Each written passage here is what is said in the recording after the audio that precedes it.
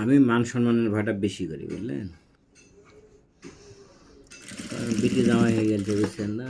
সেই তো সবাই তো মানুষ, আমাদের মধ্যবিত্তদের কি মান সম্মানটাই তো আসল, মান সম্মান ইচ্ছে থাকাটাই তো মেইন।